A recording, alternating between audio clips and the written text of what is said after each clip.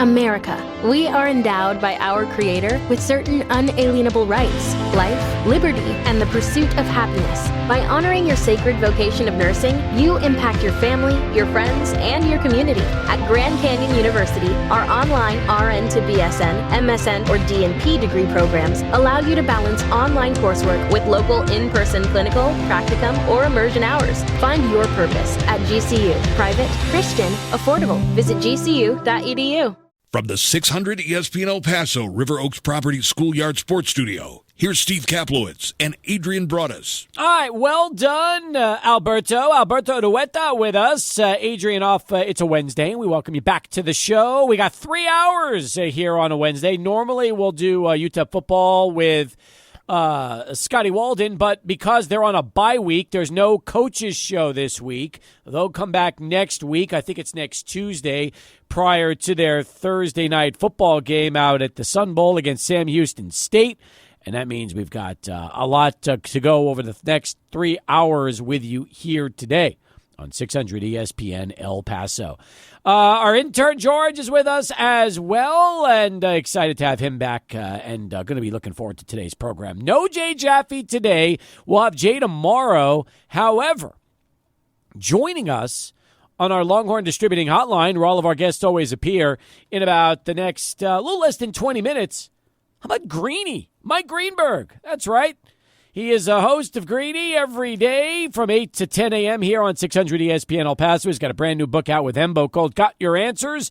The 100 Greatest Sports Arguments. Settled.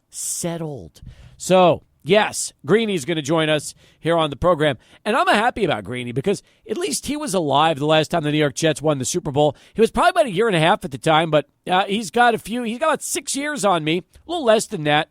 So, you know, I mean, he could at least say he was alive, even though he probably has no recollection whatsoever of what that was like. I'm in a different spot. But as two Jet fans go, it's been a fun start to the season. I'll get his thoughts on that during the conversation and, of course, the book. And really excited to have a chance to touch base with Mike Greenberg again on the show today. However, during the SportsCenter update, in which Alberto laid it out beautifully to start the program today, he touched on a story that is dominating the sports world today. Matthew Sluka, a name that unless you were either a UNLV or a Holy Cross football fan, you probably had no idea who this individual was until this morning. But it's a fascinating story. It really is. And considering UNLV is in the news because they might end up leaving the Mountain West and go to the Pac-12 to follow Utah State, which could ultimately disrupt the conference and even force them to possibly disband. That's on the table. If UNLV does end up leaving to the Pac, the last thing they wanted to deal with is a major distraction in football. But that's exactly what's happening. By the way, also on the show today, I want to preview the rest of the program, and then we'll get back to Sluka. We do have Jeff Erickson coming up in our 5 o'clock hour to talk some fantasy football with us, and then we'll also get Lane Frank on the show, and a special guest picker this week will be none other than Lou Romano, who will get him on the phone lines, and he'll be on our Longhorn Distributing Hotline to go at it with Lane, which I can't wait. So that's going to be a lot of fun, too. Oh, and in case you missed last week, Lane did outpick Joe Golding on the show. Joe Golding went 7-9. Lane went 9-7. So between the two, Lane gets bragging rights over the UTEP men's basketball head coach. But let's get back for a second to this Sluka story because there's a lot of things in play here. Number one, I don't know if you caught this or not, Alberto, during the story, but according to the father of the quarterback, Bob Sluka, he told ESPN that the $100,000 verbal offer that his son received to come to UNLV and play quarterback was not given by the head coach, Barry Odom, but rather the offensive coordinator, Brennan Marion. And if that name sounds familiar, it should, because Brennan Marion was one of the finalists who interviewed for the UTEP football head coaching job that ultimately went to Scotty Walden. So when I saw that, I thought, uh-oh, not exactly what Brennan Marion needs in his life right now, which is to be linked as the coach that apparently offered the six-figure deal that was never given to Sluka for coming to UNLV. Now, there's a lot of things at play here, okay? First off, we truly don't know if that offer was made. And if that was a verbal offer, what makes no sense to me is that you can actually make those offers before players commit and put in writing. I mean, that can be done now. The NCAA has approved that. So it doesn't even have to be a verbal offer. It could even have been a written offer that was signed off. And so that's the first crazy thing about this situation, if in fact Brennan's offer of $100K was true. But there's also the possibility that maybe the father's not telling the truth. Maybe Brennan Marion didn't offer $100K to come to UNLV. It's also possible that when the quarterback and the team started out well, the agent might have decided, you know what? It's going to take a lot more than what you originally offered to pay him and keep him here because he's doing great. We want more money. Like, this is the issue with NIL, okay? There are no rules. It is truly the wild, wild west. So could it be possible that Brennan Marion offered Matthew Sluka $100K and UNLV never decided to pay? Sure. I'm hearing that is going on all the time in college athletics these days. Players being promised financial rewards that once they get and step foot on campus, simply they're not getting compensated. And because a lot of NILs are not tied into the school, but to a collective through the school, some schools just, they're not worrying about that. If the collective doesn't pay, that's not their problem. They're making false promises. Will they have reputations for that down the road and have their recruiting reputation get damaged? Sure. But, they're not worried at that point. So think about this. Could he have been offered $100K by Brennan Marion, and then the university said, just get him here, and we're not going to worry about paying him. We just want him to play? That could be the case, okay? Could UNLV have never offered that financial commitment, and the kid comes here and then decides because he's off to a hot start, it's going to take a lot more than what you originally promised me to get me to stay at UNLV? That could also be the case. Could it be something in the middle where maybe they offered him a five-figure amount rather than a six-figure amount and they didn't pay him what they offered him and he got upset and decided to bail? That could also be in play too. But here's the craziest thing about NIL, and this is why, to me, any school that offers athletes a lump sum in advance, they're crazy. Because what if an athlete takes the money, plays 4 games, decides he wants to redshirt if he has it available, and then transfer to another school that's also offering him a large sum of money? Because one of the other storylines with this quarterback at UNLV was that another program came in, offered him big bucks. And because he had never redshirted in his career, he decided, yep, I'm leaving. I'm going to redshirt. I'll take the money, and I'm going to go play at whatever school it is. So I've seen Barstool, UNLV, they're calling Sluka traitor, and everybody's divided. But the point is, today was a day where we were kind of wondering, what's UNLV going to do? Are they going to stay in the Mountain West, or are they going to go to the Pac-12? Are they going to keep the conference alive in the Mountain West, or could they possibly end up breaking up the league? And today we're talking about a completely different situation, and that is NIL, and now what could become much more common in college sports, and that's players arrive, and then they decide to leave for more money someplace else. And if you're a college program, you have to be so careful to make sure that you're not going to compensate an athlete when they step foot in your campus. Spread those payments out so that if they do decide to leave, you're not left feeling like you got completely taken or ripped off. Yeah, and I think there's also, a lot of gray area and people don't know what's true and what's not. But I've also seen reports of Matthew Saluka's dad saying that they were kind of, in communication with the NIL once school has started, and they were talking about, well, okay, we're going to give you game checks, and then the game checks never arrived, and then they were talking about reimbursing him for accommodating for the moving to where he is now, and none of that was happening, and that's when they finally decided, we're going to pull out, we're no longer doing this. The thing is, and we said this before, is it seems silly to talk these large quantities of money and not get anything in writing. It seems so foolish. You cannot just go on someone's simple word. It seems like it's just verbal offer is ridiculous. Exactly, especially when there's hundreds of thousands of dollars on the table. It seems almost ridiculous, and I don't want to say things like this, but it's like, well, what did you expect? You don't get anything in writing. What? And by the way, you want to know who I blame for that whole situation more than anybody? Sluka's agent. What an idiot. Like, agents should know right now that you could actually get this in writing so that if you need to get to a legal position, you can. But a simple he said situation where the Sluka camp claims that Brennan Marion offered $100K and UNLV's like, nope, that didn't happen.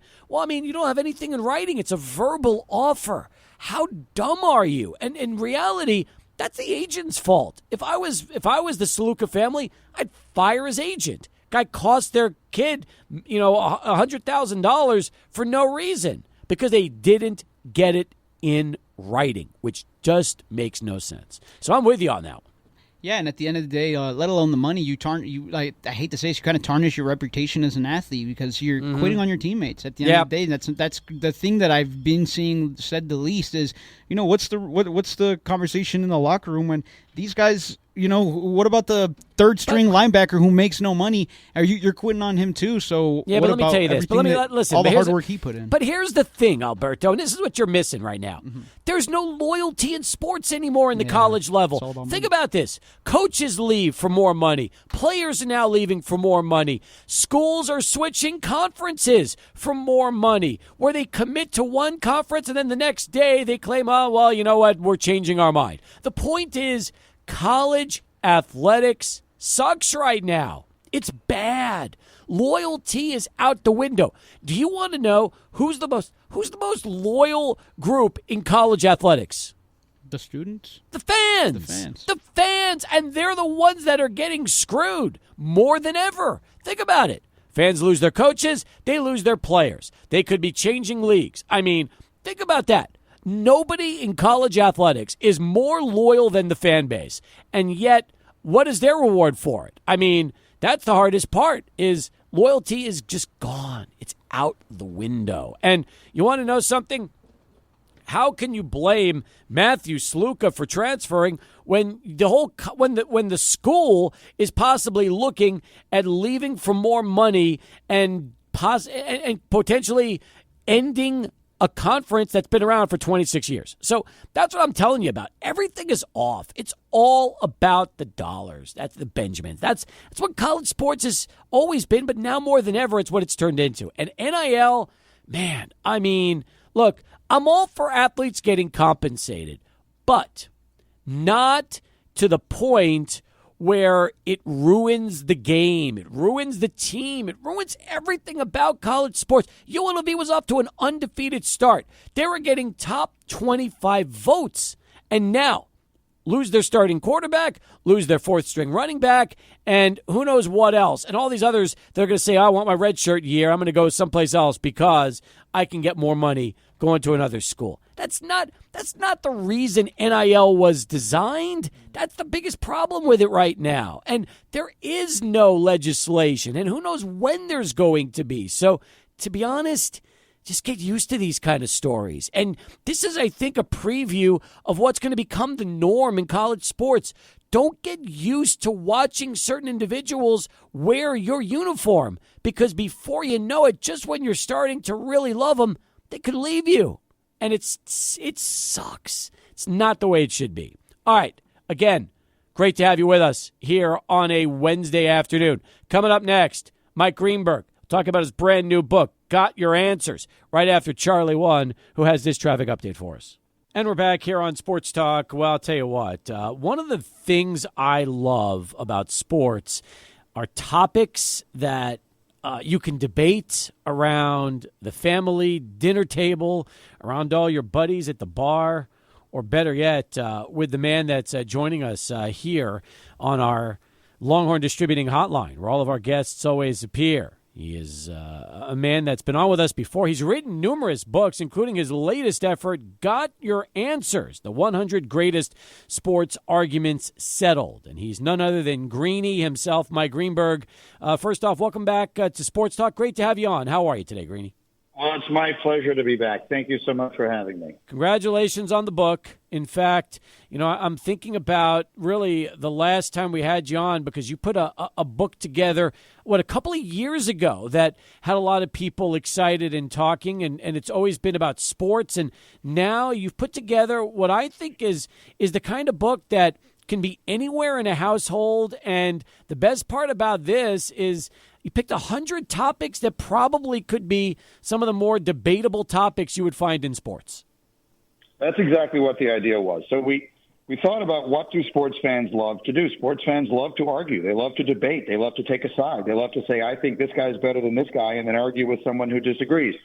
So we chose what we think are the 100 greatest sports arguments, and using Hembo's extraordinary research, we just settled them once, for all, forever, and always. So anyone, if you love sports debate or and conversation, or anyone you know does, I really think this book will enable you to win 100 barroom arguments, and Hembo includes 100 sneaky trivia questions, which are a lot of fun, and you can also use to stump your friends. So that's what the concept of the book is, and to your point, you can pick it up and open it to any page you want. Each one is only 2 pages long. So I literally just opened it up to the first thing that just the first page I opened it to, just randomly, because there's no page on here that doesn't have a great debate. So the first one I opened it to, what were the 5 worst number 1 overall picks in the NBA draft? See, it wasn't just how bad the player was, but you also had to take into account who else was drafted behind him. Okay. So, for example, Anthony Bennett in 2013 had almost no NBA career. But if you look at that draft, there were almost no really good players who went behind him. So it wasn't quite the level of mistake that the player that we voted for. So we put Anthony Bennett at number 5. There were 4 players ahead of him. The answer is Michael Olowokandi, who in 1998 went number 1 to the Clippers in a draft that saw Vince Carter, Dirk Nowitzki, and Paul Pierce all get drafted within an hour of that pick being made. So that's how that wound up being the worst number 1 overall pick in NBA history. And again, there are 100 of those. Some of them are meant to be a little more fun. We did the best sports movies. Some of them are meant to be a little more sports nerdy. Whatever kind of sports fan you are, there will be plenty for you here. And the one thing that we asked of our publisher, because when we did the book, Got Your Number last year, the package was pretty expensive. We didn't have any idea, but we wanted to put together this really big book. And as a result, the publisher, they needed to charge a lot of money for it. So we said we want to do a book that is half the price of last time. So the book is $14.95. They're doing a special on it right now with a discounted price at Amazon. So if you go on Amazon right now and order Got Your Answers, you'll get it at a special lower price. It's less than $14. And we're thrilled to do that because so many people commented on that when we did the book the year before. If you love sports debate, if you love sports trivia, or anyone you know loves that sort of banter, then I think this is probably the best thing I've ever done. I love the fact that it's hardcover with no dust jacket. So it's the kind of book that you don't have to worry about the dust jacket getting beat up or anything like that, or getting torn. It's simply just a hardcover book that's easy to open. It's nice and small and can basically go anywhere you want. Yeah, and the dust jacket is one of those things that costs a lot of money. So, that was one of the things that we agreed to. They said, well, if you want to sell it for less than $15, we can't, it's going to be a smaller package. And we said, no problem. I don't think anyone is going to be, this is one of those cases where size genuinely doesn't matter. I'll open it to another page for you here. Who are the top 10 major sport athletes to never win a championship? And this was a really difficult one to do because the correct answer is Barry Bonds. Yeah. And the reality is that's going to gall a lot of people. And as I wrote in here, the lot in life of baseball history in the post-steroid era is that there was nothing more challenging than trying to put into perspective that which cannot be quantified. All we have to base a decision on is what is directly in front of us, and that is that Barry Bonds hit more home runs than any player who ever lived. He won 7 MVP awards, 3 of those before his hat size magically increased. And in the only World Series he played in, he hit 4 home runs and walked 13 times in 7 games, finishing the series with an on-base percentage of 700. So and there was a top 10 that we list, but we put Bonds at number 1. So that's just another example of one of the 100 sports arguments that we settle for you in the book. Mike Greenberg joining us right now, along with Hembo. They've got the book, Got Your Answers, the 100 Greatest Sports Arguments Settled. All right, I'm going to randomly go to page 63, and this is number 28 on the list. Who are the top 10 heavyweight boxers of all time? And what I find fascinating about this topic is everybody would think Mike Tyson has to be on this list, and yet he is not on this list. And the beauty of the book is you explained exactly why Tyson does not make the top 10 list of the greatest heavyweight boxers of all time. Yeah, Mike Tyson, and this is something, and look, I'm old enough to remember Tyson. I remember when he got knocked out by Buster Douglas. It might have been the most astonishing thing I've ever seen in my entire life as a sports fan. But the reality of it is this. Mike Tyson only defended his title of lineal heavyweight champion twice before he was knocked out by Buster Douglas. The span of the time between his apex in the ring, which was when he knocked out Michael Spinks in what was then the richest fight in boxing history, to his loss to Douglas was 18 months. So there was really only, his prime was extraordinarily short. So if you look at the fighters who are on this list, the top 10 fighters, Muhammad Ali, Joe Louis, Rocky Marciano, George Foreman, Joe Frazier, Larry Holmes, Jack Dempsey, Jack Johnson, Lennox Lewis, and Evander Holyfield, there may not have been any moment in which any of them was as great as Mike Tyson was in his greatest moment. But Mike Tyson's greatness was extremely short-lived, and that has to be taken into account on a list like this. Also, another topic I love. This is page 143 in the book. Who are the top 10 ahead of their time athletes? And this is a good list, but you want to know something? Michael Jordan, not on the list. Dr. J, not on the list. You do have Nikola Jokic for basketball fans and Oscar Robertson, but that's the tough part too. You got to look at all sports, all athletes, male and female, and sometimes you would think, oh yeah, well, you got to have Dr. J or to have Jordan. Not necessarily. And again, it's what makes the book fun is because of the amount of debate that will be going on with all these topics. Look, and I love that one because there are a lot of different ways to define it. And the one that we chose, the person that we chose at number 1 on that list is Billie Jean King. Billie Jean King changed the world from a sports perspective as much as practically any other person who ever lived. She deserves to be in a conversation in that regard with such names as Jackie Robinson and Jesse Owens and others. Did you know that let me just ask you a question that's not in this book, but it's from the first book. Do you know what Billie Jean King's prize was the first year she won Wimbledon? I do not. The first year she won Wimbledon, women's singles championship at Wimbledon, her prize was a gift certificate to the Pro Shop for clothing. That's what the prize was for the women's champion at Wimbledon. And she battled on behalf of all women who would follow. And at this point, and to this day, at this time, as you know, the women's champion at Wimbledon, as well as the U.S. Open, as well as all of the majors, now makes, pardon me, I almost lost my voice, now makes exactly the same amount as the men's champion. And that is something that would most certainly never have happened had it not been for Billie Jean King. The book again from Mike Greenberg, Got Your Answers, the 100 Greatest Sports Arguments Settled, along with his longtime content producer, Hembo. They've teamed up on this book. Great deal on Amazon. Pick it up before it's too late. I got to ask you before we wrap things up. I'm one of the few Jets fans here in El Paso. Now, here's the difference. You've got about 6 years on me, which means you were still in diapers when the Jets won the Super Bowl. I was not yet even a memory. But I'm wondering, will I see something like this in my lifetime? You tell me, do you feel like this could be the season, if everything clicks and they stay healthy, where when I'm broadcasting live from New Orleans at Radio Row in a few months, I might have a chance to make this an extra special week-long broadcast? Yes, because of the caveats you just put into it. If everything goes their way and they stay healthy, those are critical. And look, the staying healthy part, in theory, you could say about every team in the NFL. We all know who we're talking about in the case of the Jets. There are quite a few critical players, but there's no secret who we're talking about first and foremost. I thought the way Rodgers looked last Thursday night was the most encouraging thing I have seen from a Jets perspective, certainly since the Rex Ryan years, and probably longer than that. What it isn't is sustainable because he's 40 years old. So if it's going to happen, it's going to happen this year or next. Would I bet on it? Would I bet an amount of money that mattered to me on it? I would not. Do I think there's a chance? I do. I do think that. I think that the defense can play a lot better than it has.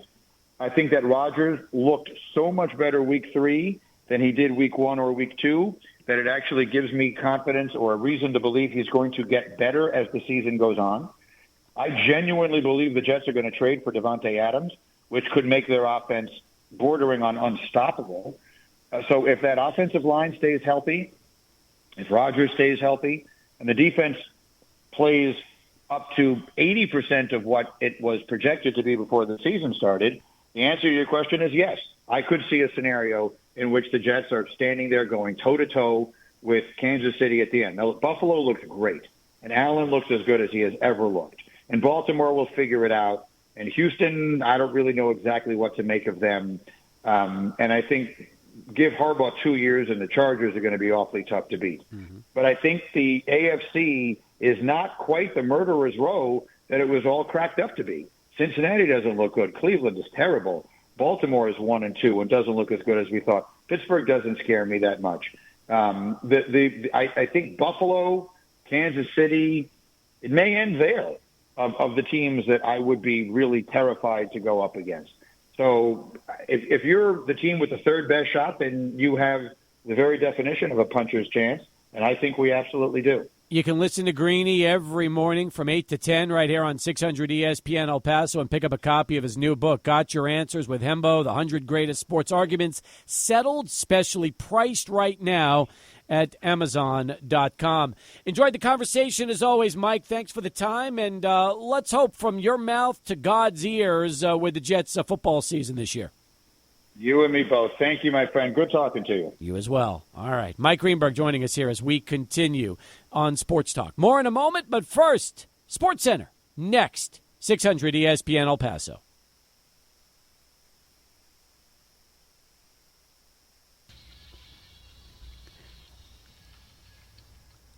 Thank you, Steve. Let's revisit this Matthew Sluka situation. Blueprint Sports, the company that oversees UNLV's collective, had this to say about the allegations being launched by Matthew Sluka's camp. Quote, "We want to address the recent developments surrounding Matthew Sluka and his decision to redshirt for the remainder of the year. To clarify, there were no formal NIL offers made during Mr. Sluka's recruitment process. Additionally, friends of UNILV, the name of the collective, did not finalize or agree to any NIL offers while he was a part of the team, aside from completing community engagement over the summer. At Blueprint Sports and Friends of UNILV, we take our commitments very seriously. We would like to emphasize that we have upheld all Friends of UNILV contracts this season and have not defaulted on any agreements with Mr. Sluka. Our commitment to supporting Rebel student-athletes remains unwavering, and we are dedicated to maintaining the integrity of our programs. We wish Mr. Sluka the best in his future endeavors." Crisp response. And in the last SportsCenter update, I commented about how Michael Allen, the leading rusher, or the fourth leading rusher for the UNLV Red Rebels, he entered the transfer portal, but on Twitter, affirmed that his decision has no ties to NIL agreements. This is due to on-field opportunities, and he did not receive a dime from any UNLV collective.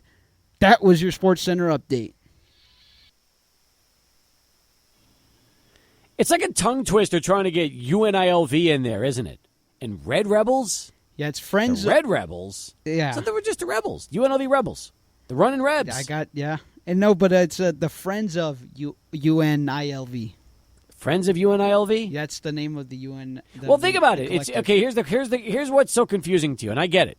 They're UNLV, and they're trying to get cute, and they're throwing the NIL in there. They're throwing that I in there because remember, it's NIL, name, image, likeness. So what they're doing, they're getting clever. So instead of UNLV, it's UNILV. That's the whole idea right there. But it's difficult because I get it. You're ready to say UNLV, and they throw that stupid I in there. That throws the whole thing off. I understand.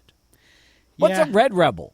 A Red Rebel? What is that? I don't know. I guess it's like a Red Bull and a a Rebel. Did you make up the name? Is that did you give them an extra? Did you throw an extra word in there? Yeah, the red descriptor. Yeah. Well, they're red, so I thought they ran Red that. Rebels. But all right, I think what was I going to say? I have no idea what you were going to say. No clue. Well, it's funny that the Michael Allen kid said that his decision to drop from the team was not had nothing to do with money. Yeah. It was more about running the ball. Well, he's a fourth stringer, so I get that. But I mean, you know, you're supposed to not go into the portal until a certain transfer window, and they haven't hit the transfer window yet. So that's another thing is, are you even allowed? You can't go into the portal right now. You're not even allowed to go into the portal. The only way you can go into the portal is if there's a coaching change. That's it. Otherwise, you got to wait till the window opens, which I think is probably in either December or January. He's just off the team. Do you want me to read some of Sluga's stats for you? Nah, I don't care about it. That doesn't matter to me. They're I don't care about pretty stats. middle of the pack. Listen, here's the deal, okay? He was off to a great start. He claims the team's off to an even better start. He claims he was promised something that he wasn't given, so he is going to leave. And Esteban put it well. He said, Steve, the vast majority of college athletes are loyal, meaning volleyball, track, softball, baseball, even football and basketball. It's the 1% elite in football and basketball that are the disloyal, disgraceful, disgusting pieces of bleep. Now, again, here's my thought process, Esteban. If the kid was promised $100,000 for coming, and he didn't get it in writing, that's his agent's fault and his fault. I mean, you can't listen. This is 2024 in the NIL world. You can't expect to make a decision on a handshake deal. Like, you need written confirmation on these things. You have to. Otherwise, this is what happens. And I'll tell you something else. It's going to keep happening. This is not the only time this is going to happen. All right, 39 past as we continue here on Sports Talk. Is it Gator Richard who's up next on the show? Yes. All right, go Gators. What's going on, man? Go Gators. You finally you finally going to get smart and talk about Shohei Ohtani and what he's doing right now, rewriting the record books? Absolutely. Good. Should have happened on yesterday's call, but better late than never. Go ahead. Yeah, well, you didn't like my call yesterday or what? Nah, the take was off. I don't know. I mean, you know, the whole John Boy thing. I was like, come on, man. Talk about a story that really right now it's a big deal. The Shohei story is huge, and what he's done has never been done before. And quite frankly, we might never see anybody else do something like this other than him. I'm not sure the caller you had on last week when he broke the record. There's, I hope they walk him every time. Who was that? It's probably a Giants fan. Yeah. Yeah. Not cool. That's like, you know, trying to walk Ichiro when he's going to break the record or something, you know, for the most hits. Look, if you want to combine his Japanese league and in the big leagues, I get that. Let's just say this, okay? We're witnessing history in real time with Ohtani. Okay, so I'm thinking he's gonna go for that nice even number of 60-60, but you know, if he falls short of it, it's kind of like you know, you aim for the stars, and you know, maybe you only get to the moon or something. Well, he's not getting to 60-60. Look, he's got 53 home runs. And what's he have, 53 stolen bases? I mean, he would have to have 7 more of each in the next, 4 days, 5 days? I mean, he's got Wednesday. Do they play every day or are they off tomorrow? I'm not sure. All right. I mean, that's not going to happen. The other day he went 6 for 6. 3 home runs in one game. He has 5 games left. They play 2 against San Diego. And by the way, did you hear what happened to Did you see how they lost yesterday? Did I what now? Did you see how the Dodgers lost yesterday to the Padres? Yeah, on a triple play. Yeah, first and second, nobody out, 9th inning, down by 2, and they hit into a triple play, which is crazy. Exactly, but phenomenal. But listen, they've got 5 games left to play. 2 against San Diego. 3 at Colorado. I mean, if you really want to think about it, it is very, very possible that Shohei Ohtani finishes, 55 home runs and 55 stolen bases by the time this season is over. Actually, he's already had 55 stolen bases. He could get to 60 steals.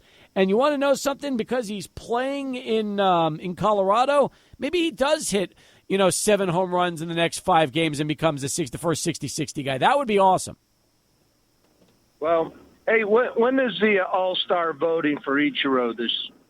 That's coming up soon. You mean the Hall of Fame voting? Yeah.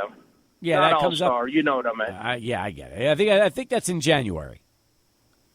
Okay, so it's not this year then. Correct. So it'd be interesting to see if he gets a unanimous nod to get in. Oh. Or if there's going to be like one dipstick out there that doesn't want to vote him in. I will be interested to see about that. You know who's the first unanimous Hall of Famer in the history of the game, right?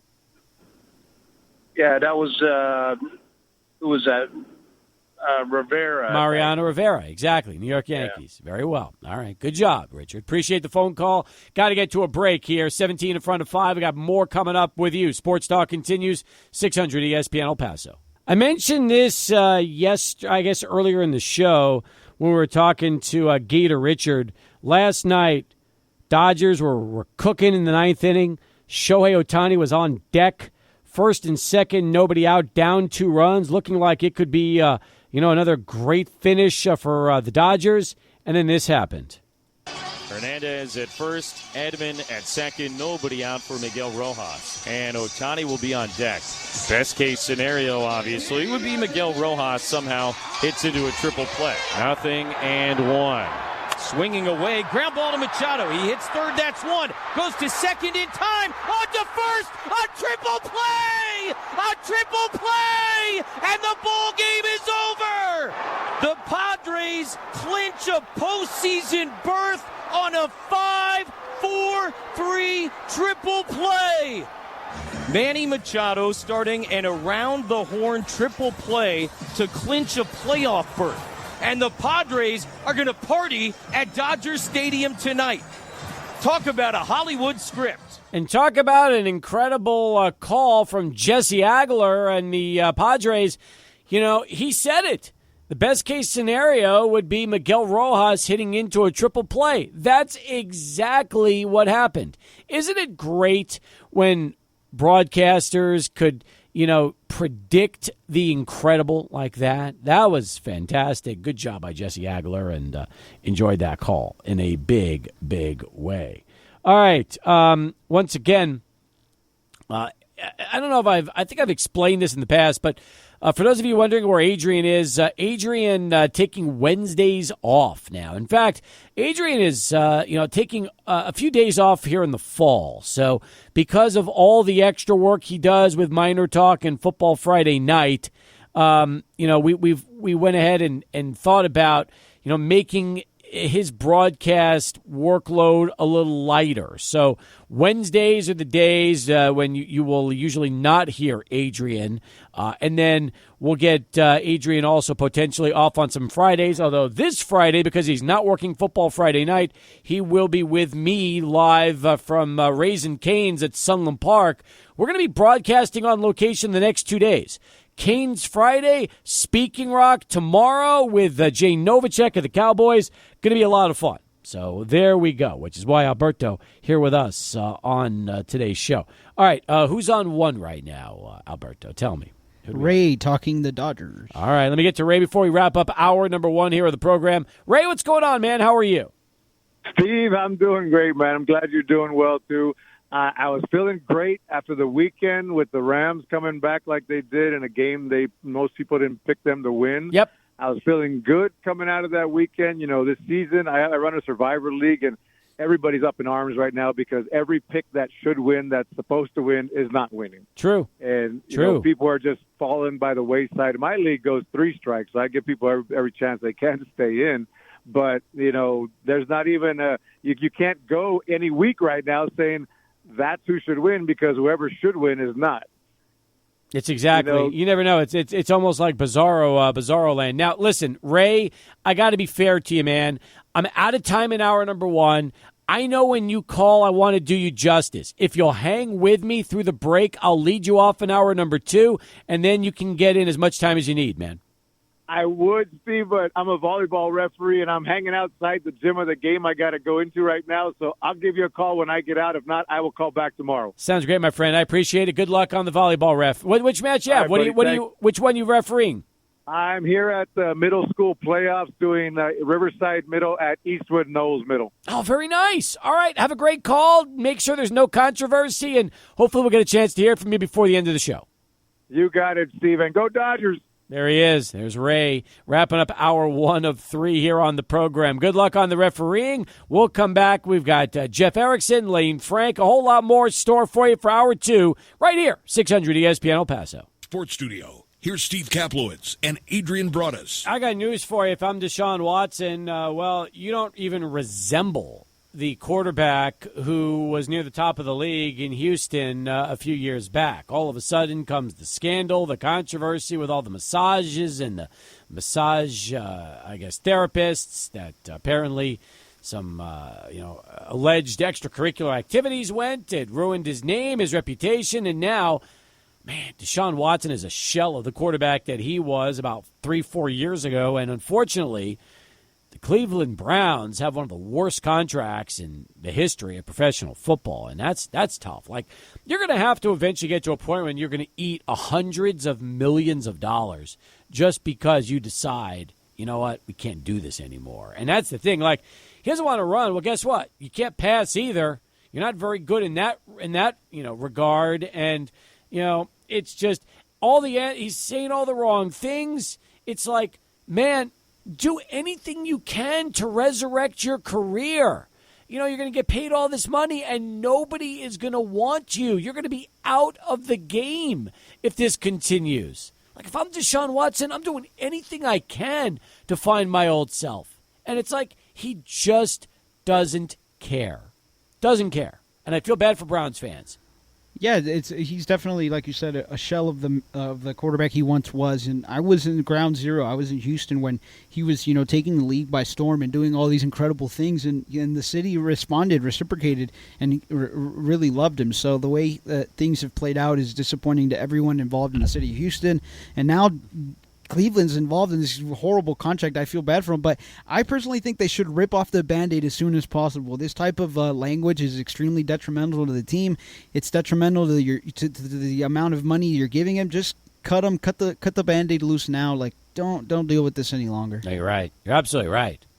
Welcome back, everybody, as we continue here on Sports Talk, along with Alberto Duetta, as well as one of our fall interns. George is here with us as well. Steve Kaplowitz back with you on the program. 505-6009. That is our telephone number, 505-6009. You can also tweet us on Twitter and X at 600 ESPN El Paso. By the way, note to some individuals, if you try to address me with my full name, thinking that that's going to get my attention, I will purposely ignore you. So you know who you are if you're listening, and that's not the right strategy if you want that. Don't start throwing my full name out there and think that you're going to get my attention on air and have me address something. If anything, it's going to be the exact opposite. It's going to backfire on you. So be very careful how you tread, man, because otherwise I will just pretend like the tweets never happened. Simple as that. And yes, you know exactly who you are if you're listening to the show, which I know you are. 505-6009. That is our telephone number, 505-6009. Also, on our 600 ESPN El Paso mobile app, which is free to download, you can listen to the show in crystal clear stereo sound like you're in our studios, and then chat with us in real time. So lots of ways to get right on in and through to the show today. Jeff Erickson's going to join us in just a little bit. Then Lane Frank is going to be stopping in at the bottom of the hour. We'll pick games. Lane will be with us till probably about 6:15, and then we'll possibly even replay the conversation I had last hour with Greeny, Mike Greenberg, from his brand new book, Got Your Answers. If you missed that in hour number 1, you get a chance to hear that again, the 100 Greatest Sports Arguments Settled. In the meantime, I'm excited about our next dining deals. That's going to be coming up this Friday at 10 a.m. The Junction Brunch House at 3001 Pershing Drive in 5 Points. You're going to get a chance to enjoy $50 to the Junction Brunch House for just $25. And let me tell you, I am looking at this menu. They've got a breakfast menu, a main menu, a late night menu. And whether it's sandwiches, they call them Sammys, like the Nashville hot chicken, the pulled pork. They also do a Junction burger, which looks delicious, along with their waffle fries. They've got the Mighty Man grilled cheese. And then I talk about some of their breakfast specialties, chicken fried steak, a pulled pork Benedict. They've got the Junction breakfast, biscuits and gravy, the Lean Machine, which features grilled chicken breast, asparagus, egg whites, and avocado, all priced right. And, of course, they have chicken and waffles. Check them out, folks. Their menu looks outstanding. So does everything that the Junction Brunch House has to offer. $50 for just $25 Friday morning, 10 a.m. with dining deals. Now, if you're just joining us on the show, the Mets-Braves series has been postponed to a doubleheader on Monday. This has to be one of the dumbest moves in Major League Baseball. Everybody could see it coming.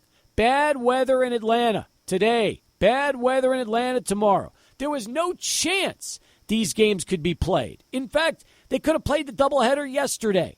They could have moved the games. But from what I understand, according to Joel Sherman, who has been around forever, and he covers Major League Baseball from the New York area. He used to write for the New York Post for many, many years. In fact, he's still a baseball columnist from the New York Post. Here is what he said, okay? He talked about why these games were not played earlier.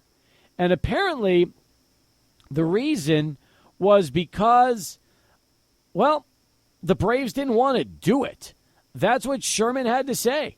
He said that, they didn't want to mess with possibly rescheduling these games. So they decided instead to just have the Mets come back on Monday for a doubleheader. And it is kind of interesting because the Braves could have moved everything had they wanted to do it. But they didn't want that. They felt, you know what? We'll make the Mets come back Monday, play doubleheader, if, in fact, playoffs are on the line. So they kept him in town, knew that today's game was going to be rained out, knew tomorrow's game was going to be rained out, but apparently the Braves were so worried about their home gate, the money they make from these home games, they did not want to worry about moving it up and playing yesterday or playing on Monday. No. They felt, you know what? We'll leave it as is. We'll make the Mets deal with some rain, get out of here on Thursday to try to finish their weekend series, and then, if need be, have them come back and play a doubleheader on Monday. So if you think about it, the Braves hold all the cards. They're hosting this weekend. They never have to leave Atlanta. They're not worried about it with the rain in play because it's not going to affect them. But the Mets, going to have to be a problem. And by the way, Braves probably did what every other team would do, try to make it miserable for their opponents. But for Major League Baseball not to interfere and try and alleviate the issue, so we're not playing a doubleheader the day after the season ends, again, it's disgraceful but not surprising because Rob Manfred is just he has no guts, none whatsoever. So why do something that's going to make it easier on two teams trying to fight for a playoff when instead we can just play a doubleheader and then send them off again on Wednesday to play in a do-or-die game, which is the way it's going to work because that's how the wild card is right now. So, yeah, you play 6 months. You start in March or April, and here you are. You're in a wild card battle. These two teams are trying to clinch a wild card spot, right? So what are you going to do? You're going to try to make it the most inconvenient possible for one of the two teams. Makes a lot of sense, right, George? Yeah, Steve, it does. I have a question for you. How much do you think it'll impact the Mets to go all the way back to Atlanta and have to play those games? You think the home field swing just swings way in favor for Atlanta at that point? What do you think? Yeah. Yeah, I would say that's exactly right.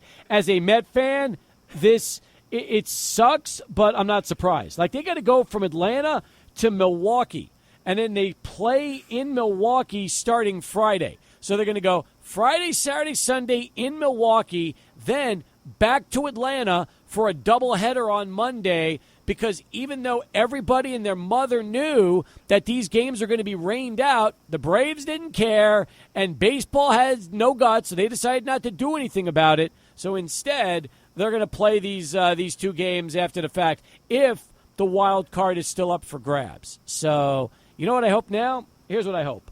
I hope the Mets win out in Milwaukee. I hope the Braves lose every game, and they don't even have to play on Monday. That is the only thing I hope. But that's not going to happen. They're going to play the doubleheader on Monday. And, yes, to answer your question, the Atlanta Braves have all the momentum in the world, knowing that the Mets have to do the traveling. The Braves have to go nowhere. They're in a perfect spot right now. The Braves are – and by the way, they should have done what they did. I mean, if I'm the Braves, I probably would have done the exact same thing. The exact same thing. Why would you go out of your way to accommodate another team who's fighting for your playoff spot when you hold all the cards and have all the home games? I mean, listen, as a Mets fan, I think the Braves did the exact right spot that they should have done. That's exactly what they should have done.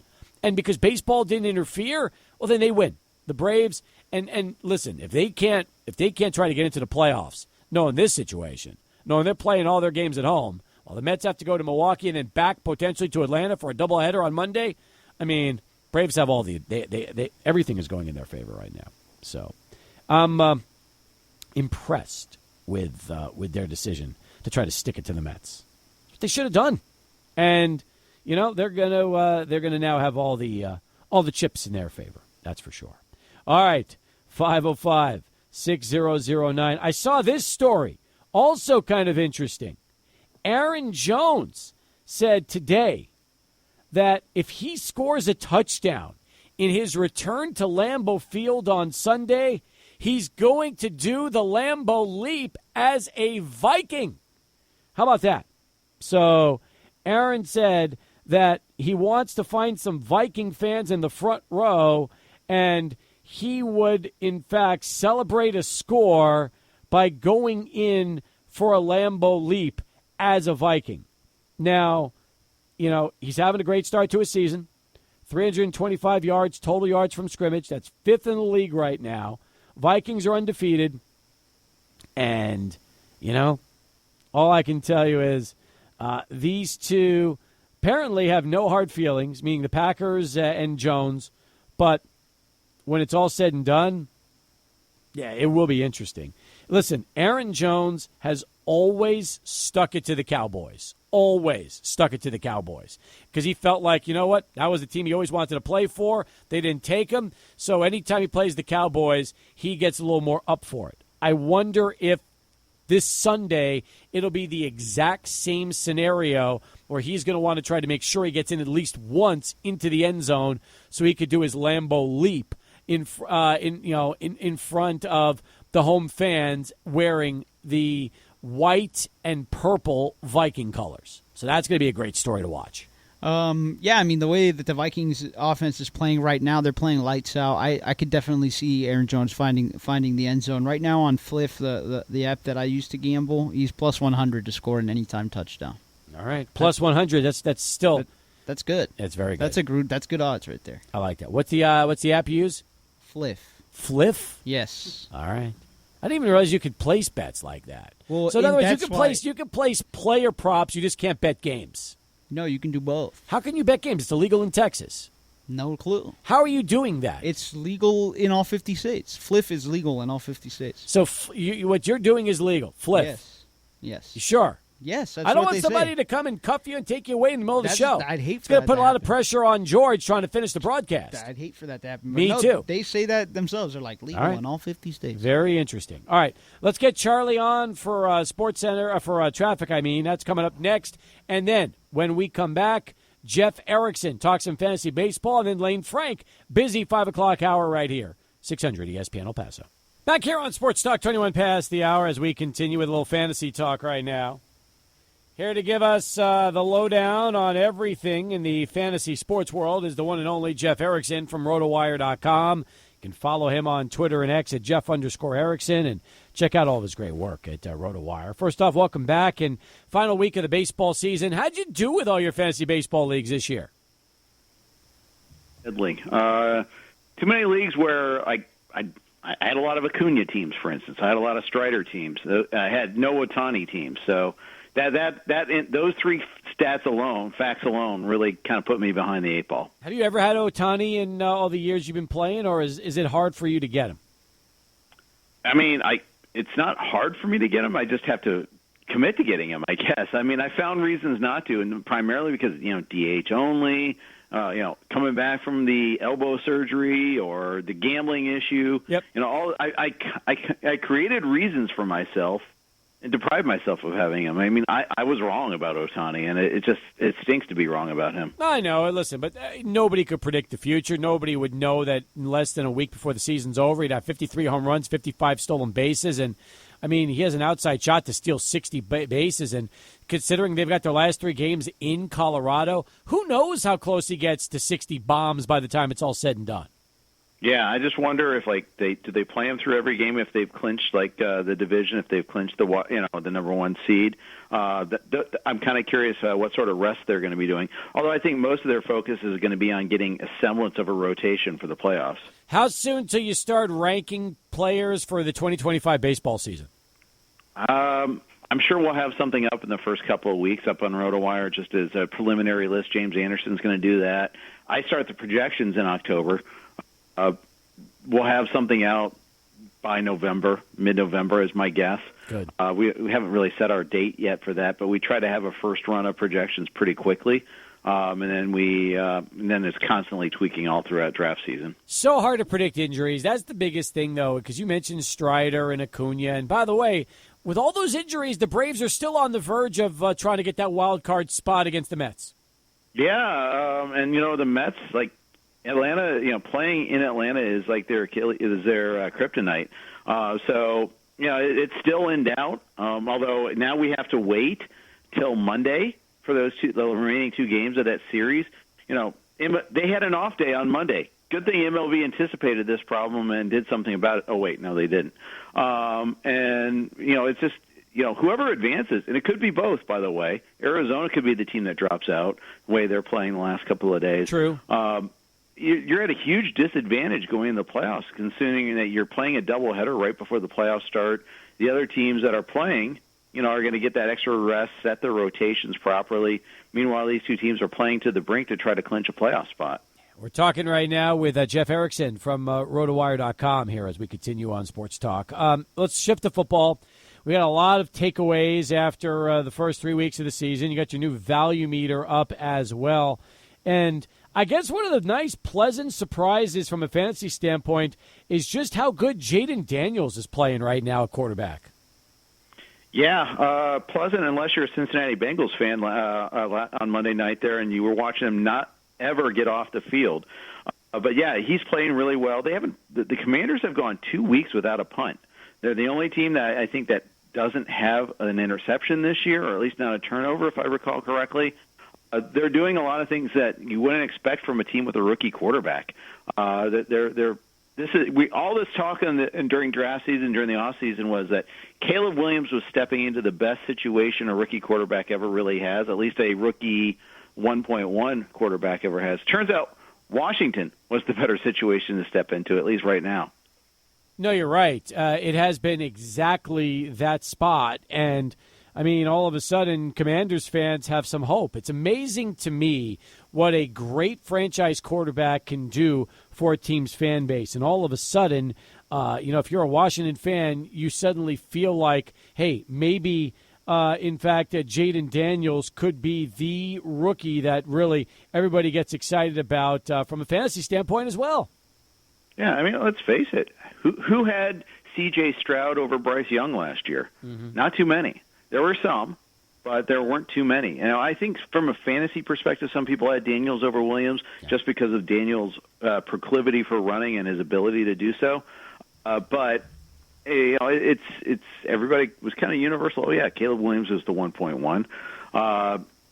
We'll see now. I mean, the funny thing is, it's such a rich quarterback class, and we have two quarterbacks in that class that aren't going to play. Presumably, one for sure, and J.J. McCarthy, another, and Michael Penix probably won't play meaningful football, barring like a setback for Kirk Cousins health-wise. But it's interesting to see pretty quickly. We got three that are out there right now, and one that's learning will almost certainly play fairly soon in Drake May.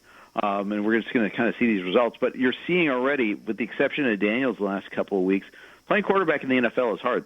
Week 3 is the first time any of those rookie quarterbacks had a passing touchdown. No, it's true. And by the way, we're talking quarterbacks right now. We can also mention this with Jeff Erickson from Rotowire.com, and I'm looking at the value meter and checking things out. I know a lot of people are kind of excited that Jordan Love could be making his return against Minnesota, although Minnesota is undefeated, and they've been one of the great stories the early season so far. Yeah, they sure have. Fun stuff to see what they've done so far. It illustrates the importance of good coaching. Kevin O'Connell has done a great job setting them up. The game plans have worked out really well. They've had their own sets of injury adversity. Jordan Addison's missed the last 2 games, for instance. They lost McCarthy. There were some doubts about the defense, but the combination of O'Connell and Brian Flores has worked out really, really well. They've drawn up some defensive schemes that have thwarted really good offenses in the Niners and the Texans. You're right. Jeff, meanwhile, on the flip side, Aaron Jones is getting more usage in Minnesota than he was in Green Bay. That's been my big takeaway. I know they've got Ty Chandler, but they're utilizing him in the passing game. They're utilizing him in the ground game. And now that he has vowed to go and have a Lambeau leap if he gets into the end zone, it makes his return to Green Bay this weekend a little more spicy. It sure does. I probably would have kind of played that under the vest, maybe not said anything and then just done it if it happened. Now everybody's going to be like a little extra geared up for him, both on the field and off the field, both perhaps. But I mean, Jones, he was kind of questionable leading into the week a little bit because of the ribs, but boy, he looked awesome again. Pass catching and running the ball. Really could have had 2 touchdowns there. He got stopped really short on one of them there, but he's looked great so far. And when healthy, he's a great back. I noticed also on the receivers for your value meter this week, you've knocked Tyreek Hill down to 14, and probably deservedly so. No Tua. It's been a tougher spot for Tyreek, as great as he is, and you can't put him as a top 3, top 5 overall receiver like you can when you've got a healthy Tua. Yeah, I'm almost concerned that I don't have him low enough in the case of Tyreek Hill. I guess part of my hope is that they come up with some certain plays, some packages to get him the ball in unique ways, kind of like Andy Reid used to do when Tyreek Hill was on the Chiefs still. I just finished a podcast with Pat Fitzmaurice of Fantasy Pros, and we were just talking about how far we had to move Tyreek Hill down, because it's pretty scary stuff right now, the way Skylar Thompson played, the way Tim Boyle played. Maybe Tyler Huntley is the answer. We'll see. Bottom of the hour as we continue with Jeff Erickson. I know that Alberto's got some questions for you regarding running backs. So, Alberto, what do you want to throw out at Jeff here this afternoon? I just kind of have an issue with Ramondre Stevenson. Can I trust him? He had a bad outing last time out, and Patriots travel out to the 49ers. It's a hard game. I don't know if I should trust him or if I should just go with Devin Singletary in his place. Trust is a hard word to use there, that's for sure. The trust of the Pats' offensive line. what we thought existed finally showed up in that ugly Thursday night game. I'm looking at my rankings right now, and Stevenson and Singletary are back-to-back in my rankings because, of course, they are. I've got Stevenson ahead of Singletary, and the problem is you have to make that decision by tomorrow night. I'll tell you what, I'm inclined to flip-flop that and put Singletary ahead of Stevenson, to be honest with you. The one thing that maybe kept Stevenson up is the Niners just lost Hargraves, their defensive tackle for the season. That might hurt their run defense a little bit more than it would otherwise. So that's the only thing kind of holding me back a little bit. But I think right now I'm leaning Singletary, if you ask me today. Okay, I think I'm getting the picture there. And the last question I have is tight end issue, same team. Kincaid or Bowers? I have Kincaid. They travel out to Baltimore. Yeah, I've got Kincaid, but it's hard to find a consensus there. None of the tight ends are really doing what we want right now. It's hard to find a number one tight end. I'd rather have the keys to the Buffalo offense, I guess, is the answer, even though they're facing the Ravens. Meanwhile, at running back, Carson Steele had 19 touches this past week, but knowing that Kansas City today activated Kareem Hunt, how much do you think Hunt will be involved in the Chiefs' offense coming up this weekend against the Chargers? It'll be a handful of plays is my guess. Similar to the progression P. Ryan had after he signed with the team. We don't really know Hunt's conditioning. I think they had to activate him this week lest they risked him getting poached off their practice squad, because that's the thing. Every week teams can, if you don't promote your guys from your practice squad, any team can claim them as long as they put them on their active roster. So I think they may have been kind of encouraged to go ahead and elevate him pretty quickly just to protect it. And so I think you might – and the cost was Keontae Ingram. So, I don't think it really cost them a whole lot there roster spot-wise. Jeff, who are some of your favorite fantasy picks for this upcoming week in football? A couple that I like here. I mean, unfortunately, as a Bengals fan, I like some of these Carolina Panther players.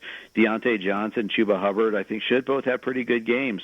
The Bengals didn't get one single solitary defensive stop on Monday night. They get short rests. They're on the road. I'm sure their pride's a little wounded. They might get B.J. Hill back, but I still think those Carolina players will probably be pretty decent starts. So I like Hubbard. You mentioned Singletary earlier, and I think the fact that Dallas has had a hard time stopping the run so far is something to be aware of. I think that might be a good thing to kind of focus on there if you're trying to look for a cheap running back play. All right, as far as Rotowire.com, give us a preview of what you've got up on the site right now. So we've got, like you alluded to, my value meter, which I do every week. It rolls out Tuesday. I'll do an update tomorrow before the game and another update on Sunday. We rank players by position.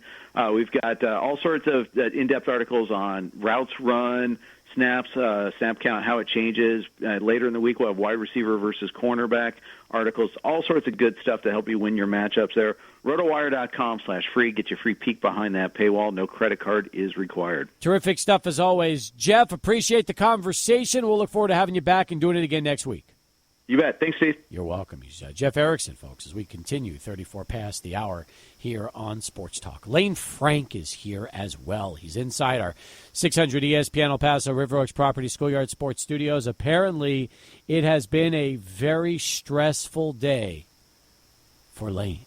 But the good news is he's here. He's going to relax. He's going to unwind. Although it could get more stressful with his picks, especially when he realizes who he's going to be going up against this week. I don't know if he is ready for the individual that will, in fact, be picking against him. We'll find out next. Lane Frank joining us as Sports Talk continues. 600 ESPN El Paso. The trendy pick. All right. Yeah. So, anyway, we're 2 down. We got a bunch to go. Let's keep moving. Saints and Falcons are next. It's an 11 o'clock game on Fox. Falcons are 1-2. They're 0-2 at home. Saints are 2-1. They're 1-0 on the road. Lou, Atlanta, 2.5-point home favorites over the Saints. Yeah, I'll take New Orleans in that one. Going away. All right, Lane. Without question. Falcons should be better than they are. They had a really rough game last week against the Chiefs. I still think they're a good team. 2 losses to the Steelers, the Chiefs. A good win over the Eagles on Monday Night Football 2 weeks ago. I'm actually going to go with the upset pick here. Falcons over the Saints. Differentiate a little bit from Lou. How are you calling that an upset? Atlanta is favored. Atlanta's 2.5-point favorites in this. I'm not a better. I'm 16. Yeah, I know you're not Okay, a better. I ask you right now, but who's the that's better not- team, Atlanta or New Orleans? And you're saying New Orleans. Well, I'm saying that I like New Orleans like Lou does, but Atlanta is still the betting favorite, which means you're. What's you're betting? picking I'm the 16. favorite. I get that. I'm just telling you what Vegas is showing. I'm trying to explain. You might be 16. First off, you go to frat parties and drink in college, and you're bragging that you're 16. You can't bet. So what's the difference? Atlanta over New Orleans. All right. Upset.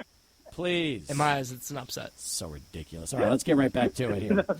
Bears and Rams. They're both 1-2. Rams are 0-2 on the road. Bears are 1-0 at home. It's in Chicago, and the Bears 2.5-point favorites. Lane.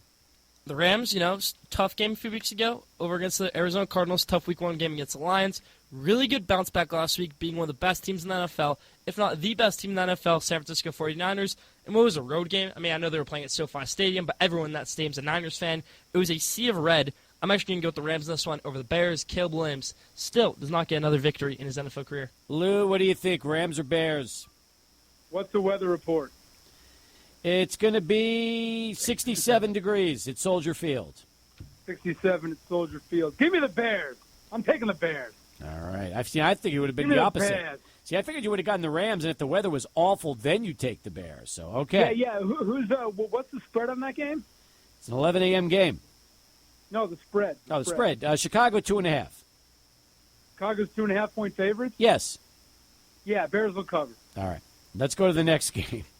Vikings and Packers. Aaron Jones returning to Lambeau. Vikes are perfect 3-0. Packer 2-1, 1-0 at home. Green Bay, Lou, 2.5-point favorites over the Vikings. Man, you know how hard it is to beat Green Bay at Green Bay. And I think Minnesota's very good, but they always are this time of year, right? Start 6-0, then lose like 9 straight. I'm taking the Pack at home. All right. Lane?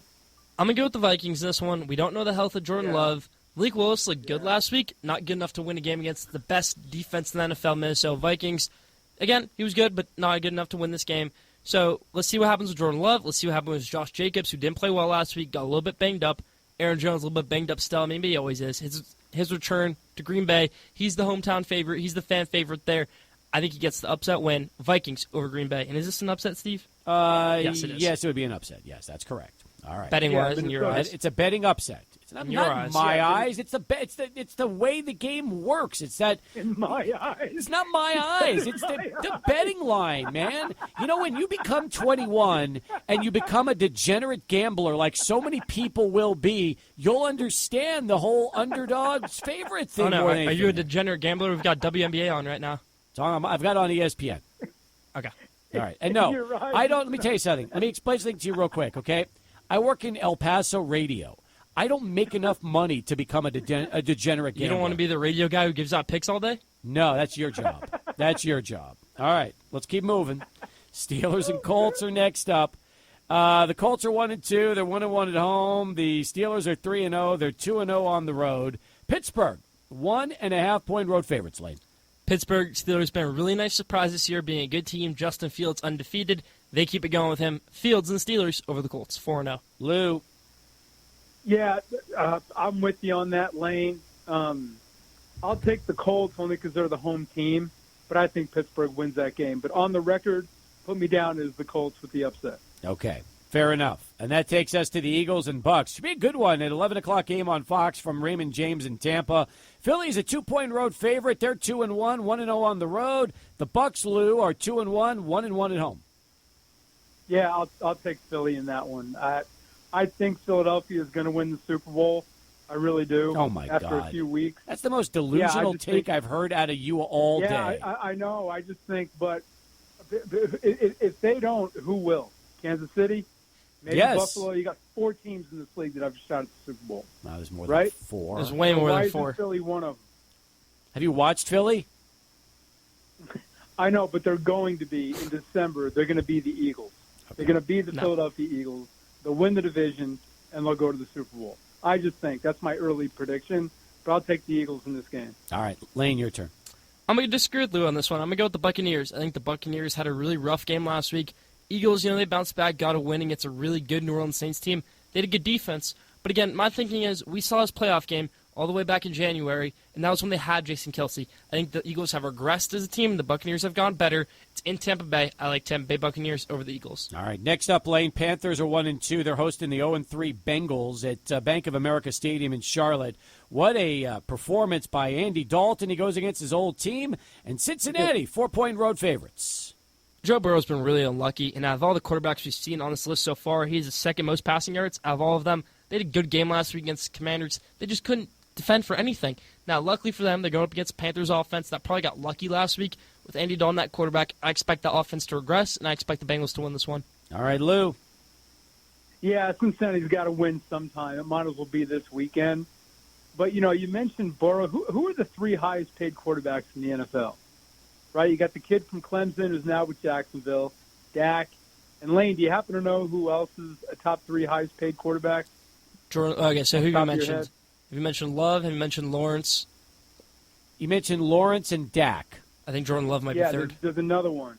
Yeah, because Joe Burrow hasn't gotten paid yet. I think it's Jordan Love. I think Burrow did get paid, but Jordan Love might be third. It's not Rodgers, right? No, it's Love. It's Love. No. Rodgers only has a 1-year, like a 2-year deal with the Jets, so no. I can't think who else it is, but I think they're combined 1-9. Yeah. So my point is that's why I don't pay that much attention in the NFL anymore. I put the games on, but I don't listen. I got baseball with the sound on, but I got the NFL on, but I just don't listen because I've just had it with that league.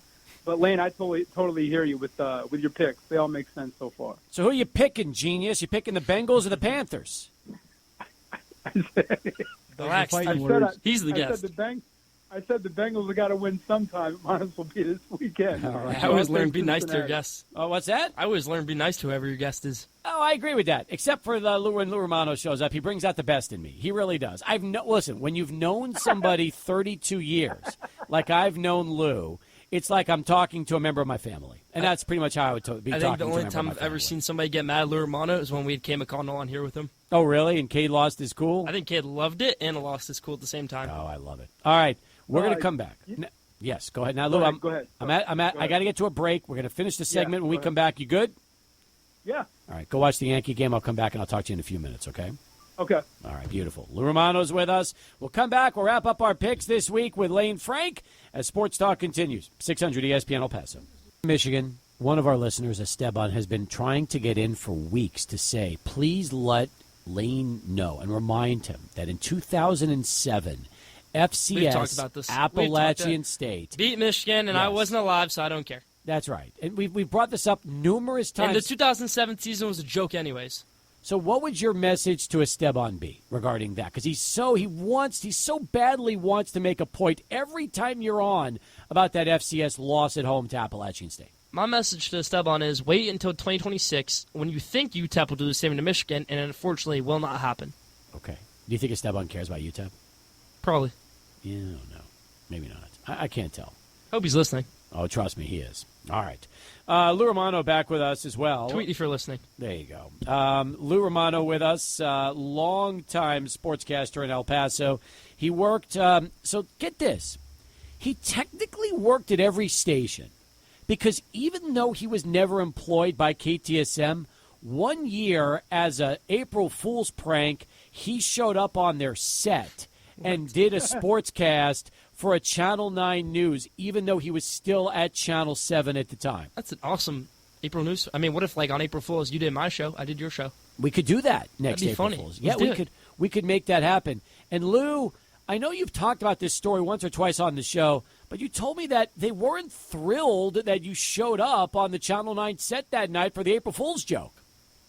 Yeah, either they were in shock or they were like, get this guy out of here. What's he doing here? It was a cold welcome. That's it actually hilarious. made me a little bit nervous because the whole time I was doing the sportscast on 9, they were just staring at me, like looking right at me. Like, I don't know if Fred, because Fred Albers and I had swapped. I don't know if Fred told him, which actually is part of the joke. That's funny. So that's great execution on his part. But when I walked in there and they said, okay, up next is Sports Report, and I came walking up there, I think it was Erickson and Nick Miller, I think. And they were looking at me like, what the heck is going on here? Oh, I love it. So I don't know if they hated me or if they were just in shock, like what's going on here. If that's the case, then Fred's execution was perfect. You know, you're saying that they were shocked. Is that like you watching Marcus Stroman pitch tonight?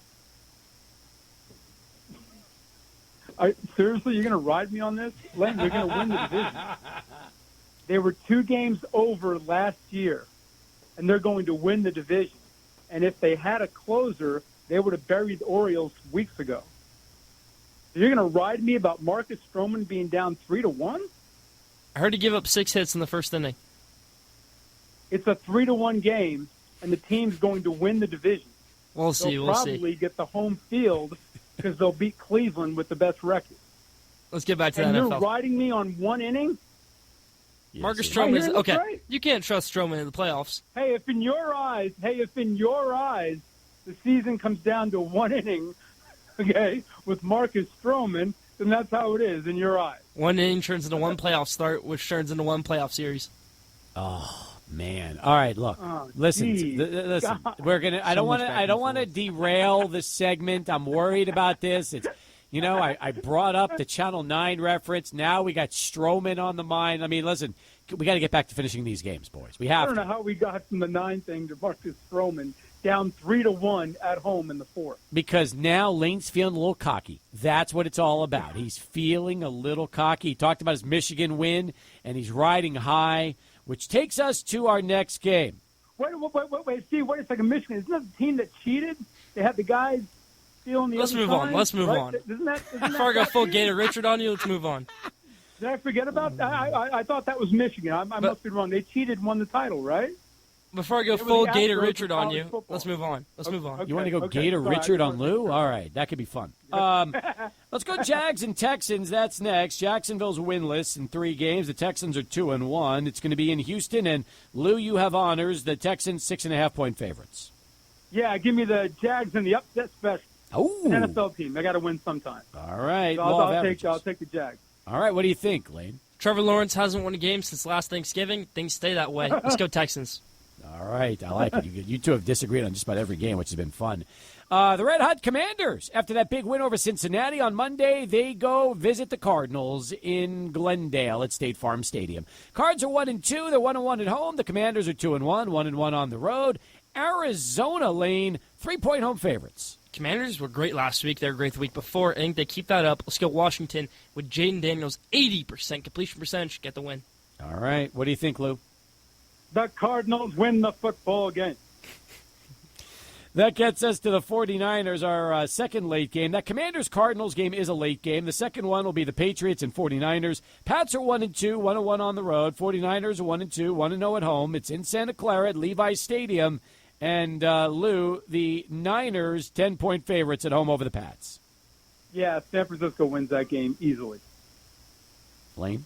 I agree with Lou on this one. You know, Patriots played really bad last week and the week before. They had that good week 1 win versus the Cincinnati Bengals, but they don't get that this week. Let's go 49ers over the Patriots. Here's an interesting one. The 1-2 Browns visiting the 1-2 Raiders. It's in Vegas at Allegiant Stadium, and Las Vegas, 2-point favorites. Browns just need a win. I mean, the Raiders were really bad last week, and they've been bad all season. Antonio Pierce, is he ready for this job? They don't have a viable person at quarterback. Aiden O'Connell and Gardner Minshew aren't serious options. So let's go to Deshaun Watson over the Raiders. You've seen Deshaun Watson, right? Seen Deshaun Watson last week. Wasn't great.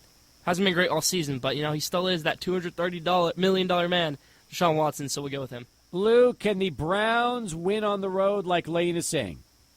No, I take the home team in this one. Raiders win it. All right. That gets us to the Chiefs and Chargers next up. Chiefs are 3-0, 1-0 on the road. The Chargers behind the cheating coach, Jim Harbaugh from Michigan, 2-1, 1-0 at home. It's at SoFi Stadium in Inglewood. And Lou, Kansas City, 7.5-point road favorites. All right, hang on. I was laughing too hard. All right, so the Chiefs are at home? No, they're at SoFi against the Chargers. Yeah, the Chiefs and the referees win that game. Okay, Chiefs on the road, Lane. Chiefs do enough to win each game. They have a home game right here. Let's go the Chiefs over the Chargers. I know it's in SoFi. It's a home game. Chiefs over the Chargers. Sunday night game, Bills and Ravens in Baltimore. Bills are a perfect 3-0. Ravens are 1-2, 0-1 at home. Baltimore, 2.5-point favorites despite the differential and the start of the season? What do you think? Ooh, so Baltimore has a new defense coordinator, Zachary Orr, and he hasn't been great so far. They let up a little bit last week. Bills played really well last week against the Jaguars, a good offense. I think the Bills are one of the best teams in the NFL. Let's go Bills over the Ravens. All right, what about you, Lou? Man, I love Josh Allen, and I think Buffalo is a great team. I'm going to take the Bills in this one. Okay. There's a doubleheader of Monday Night Football, starting with what's going to be a tough one to watch, the early game from Hard Rock Stadium in Miami. The 1-2 Dolphins hosting the 0-3 Titans. Miami, Lou, a 1-point home favorite. Yeah, those odds makers, Cap, they know what they're talking about. It's a 1-point spread. Whenever it's that close, I always take the home team. Miami wins the game. All right, Lane. It's a tough one because last year Tennessee beat Miami on Monday Night Football in one of Will Levis's first career starts. Will Levis has been super poor this season at the podium, everywhere. Same with rookie head coach Brian Callahan. Has been poor in his play calling, poor at the podium, poor at everything so far. But the Dolphins are starting Tim Boyle at quarterback. If you don't know about Tim Boyle, he wasn't good in college, wasn't good in the NFL. There's so many better options out there to be a starting quarterback than Tim Boyle, and he still gets options after options because he can read a playbook pretty fast. But I'm not going to go with Dolphins this one. I like the upset win, Titans over the Dolphins. Okay, and that takes us to our second Monday night game. It's the undefeated Seahawks visiting the 2-1 Lions. It's in Ford Field in Detroit, and the Lions, 3.5-point home favorites, Lane. I'm going to close out my picking my Michigan guy, Seattle Seahawks over the Detroit Lions. This was a game last year up in Detroit. Seattle won that game with Pete Carroll. I think they win this game again. Seattle over Detroit. Lou. Yeah, Detroit wins that game at home. Okay. I don't see Seattle going undefeated. All right. That means we do not need a tiebreaker because between the two of you, you have disagreed on 11 games, which could be a new record. That is a new record for sure. A new record. So somebody is going to walk away a winner this week. Lou, I like it. I like the fact that essentially almost every game you disagreed with Lane. That means we're going to have some fun this week. Let's do it. Yeah, because I don't overthink. Good picking, Lou. Thank you. Yeah. That's good. He's ready. Lou, he's ready to get I'll ready personally hand you your loss when you get it on Monday. What's that? I'll personally hand you the loss Tuesday morning. You're going to personally hand it to him? Personally hand it to him. I like that. That sounds good. Well, listen, Lou spends a lot of time at Coronado at the baseball field. You live on the tennis courts. I'm sure the two of you will have no trouble whatsoever seeing each other early next week after it's all said and done. Come by during practice on Tuesday. I'll hand you that L. Ooh. Okay. I'll be there. All right. Lou, great job, man. Thanks for sticking with us. We appreciate it. Yeah, thanks for having me. Bye, guys. You got it. All right, that's Lou Romano joining us here. Before we wrap things up, no. I got to get your thoughts on the story of the day involving UNLV, the NIL situation, and the story that everybody's been talking about, and that is involving their quarterback and the fact that he's leaving after, 4 games, Matthew Sluka, because of the NIL dollars that the family says he was promised that he didn't receive. It is a huge story in college sports. NIL is out of control. Give me your take on everything going on with Matthew Sluka today in UNLV. What do you get out of that if you're Matthew Sluka? You're not a team player. It's fun to play football. You're having a great year. You want to be the guy at the end of the season where it's like, you want to be pouting right now. They're not getting your $97,000, whatever you're short of. Or do you want to be the guy at the end of the season where you can say, okay, I played for UNLV this year. I led my team to the playoff. Because they can be the group of 5 team in the playoff. Matthew Sluka plays for them. Now he has nothing. Now he's nothing to go off of. Now he can be known as the guy who is Matthew Sluka, who left UNLV over a big money dispute in the new NIL world. We haven't seen this guy play football in over a year, you can say, when it comes next September. It's a joke. But if this guy made the playoffs, this guy stuck it out with them, then he's one of the top quarterbacks in the market. But no, Matthew Sluka, dumb decision-making.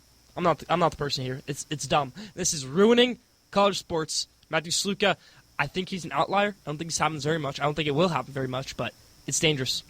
I've heard a lot of people complain about players that are going for the NIL dollars and then never receiving what they are told. That schools are trying to use Make a contract. dollars. That's probably the best way to go, right? Put it down as a contract. This was a verbal Or get your free education understanding. and move on. Well, is the biggest issue here the agent? Because the agent screwed up by not getting that $100,000 on paper with the contract? get your free education, get your whatever NIL money you're getting, and move on with your college football career. Don't sit out a whole season. Be a team player. That's the theme I'm going with right now. Be a team player. Crystal ball, where does UNLV end up? Stay in the Mountain West, or do they go to the Pac? UNLV's staying in the Mountain West. That's already decided. When did that happen? I think the other day they blocked. I think they were offered. They were offered the Pac-12, and they said no. I think they said that they would stay as long as the whole conference stuck together. I thought they were. And Utah State went to the Pac, and now UNLV is shuffling up and saying that we're going to reevaluate our decision. Same with the Air Force. Okay, maybe you're right. Maybe you're right. If that so again, you believe that when it's all said and done, the smoke clears, UNLV will stick in the Mountain West, and the Mountain West will survive and not crumble apart. Well, now you got me changing my pick, and you'll have UTEP in the Mountain West next year, and UNLV will be in the Pac-12. Okay, so you think UTEP could go to the Mountain West and UNLV. Now, here's a question. Let me throw this one at you. Say UNLV goes to the Pac, and the Pac decides we don't want any other Mountain West schools. That'll make 8. You need 9 to play football so you could play 8 conference games. You don't need to play 8 conference games. Of course you do. No, you don't. Well, you do. No, you don't. Nobody's playing less than 8. Who's playing 7? Nobody. Oregon State, they all have 8. State in the Pac-12. Well, they worked their deal out with the Mountain West this year. We'll see. We'll see. So what I'm trying to tell you is, could you see the Pac offering UTEP that last spot? Not the Pac. The Mountain West, yes. Okay, why not the Pac? The Pac can pick anybody they want. I don't think they'll pick UTEP. Well, nobody from the American Athletic is wanting to go. They all turned them down. They'll pick somebody. They'll take somebody. Okay. So Unfortunately, the Pac does not get UTEP. UTEP does not go to the Pac. But the Mountain West will. I think the Mountain West would be huge for UTEP. 184 dropping this week. This week. All right. Big episode. Big stuff coming up. Fantastic. Great to see you. Thanks for stopping by. We'll talk to you next week. Great to be here. Thanks, guys. All right. He's Lane Frank, folks, joining us as Sports Talk continues. Let's go to Charlie 1 for traffic. Back with more right after this. Back here on Sports Talk as we continue. 22 now past the hour. 2 lines available. 505-6009. That is our telephone number. I know I mentioned Mike Greenberg will be joining us. Hopefully we'll have a chance to play that conversation right after Sports Center at the bottom of the hour. But first, let me go to Augustine, who joins us next up. Augustine, what's happening, man? How are you? Hey, Steve. Good afternoon. Good afternoon, everybody. One thing about the money that was offered to this, quarterback from UNLV, I think he's a quarterback. Yes. You have been offered that kind of money. It wasn't just the coach. The order had to come up from higher than him. So it's not just on the coach that offered it to him. So the offer had to come higher than him. I mean, who it came from, I don't know. Wow. But that's a lot of change to offer. But let me say this, okay? Here's the thing. Here's the thing about Sluka. Number one, if somebody offers you $100,000 verbally, how in God's name do you not get that in writing? How do you not have that legally drawn up, which is perfectly legal in the NIL world according to the NCAA? So why would you take somebody's word about a verbal offer and then expect to be getting paid that amount of money when you have nothing in writing? That, to me, that's why I've said the loser in this is not just Suka, it's his agent. Because how does the agent not protect his client? That's what I don't get. Yeah, that's a given, Steve. That agent should not have a job anymore in the future. Yeah. Representing any player in the future. That's a given. But I'm just saying that, for somebody to be offered that kind of money for a college football position at a school that's not a top 5, I mean, $100,000, the order had to come up from higher than him. It's not just on the coach. And yes, the agent does have a lot to do with it. And also, there was a comment by, I can't remember the name of the young gentleman that was with you talking about sports in your last segment. I always forget his that's name. you're talking about Lane Frank. That young kid. There's something that he said that it didn't strike a right chord with me that said, do it for the team. I understand doing it for the team, but college football is now a business. And it's not just for the team, it's for yourself as well, because if the situation was for another player, that player would work for himself and do whatever was best for him. So all this stuff about team, I think that ended with all this payments going toward college kids. But isn't that also what's wrong? Isn't that what's ruined the game? Because if that is the case, and it's now more about the individual than it is the team, then that kind of defeats the whole purpose of what college athletics is supposed to be about. It's supposed to be about the team, about getting your education and trying to play to win a championship. That's the whole idea. And to say 3 or 4 weeks into the season that I'm going to quit because I'm not getting what I was promised, where it just, to me, the whole thing sounds ridiculous. It just sounds crazy that this is what college sports is turning into. It's why why fans are going to get turned off. They're not going to want to they're not going to want to support college athletics anymore. You're completely correct, Stephen. And anybody outside the Power 5 or the Power 4 or whatever this whole realignment is, I mean, how many teams really have a shot of winning a national championship year in, year out? It's just going to be those 12 to 18 teams that have that chance, and all the others are just going to play for fun.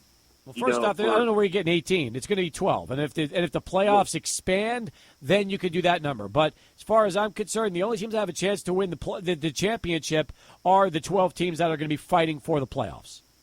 No, correct. But I mean, realistically, getting into those playoffs are how much? Really, 18 teams, maybe 6 on the fringe of making it. Other than that, right? But once they're out, they're out. I mean, like, it doesn't, like, if you're not in the playoffs, you're out. So I know what you're trying to say, but to me, it's just every year will be 12 teams, and that's going to be it. So go ahead. And this is what college sports have become because of really money, egos, and more important, Steve, just people not wanting to share, the NCAA not wanting to share that money with schools. Because now the players are like, wait a second, you're making all this money off me? I need it.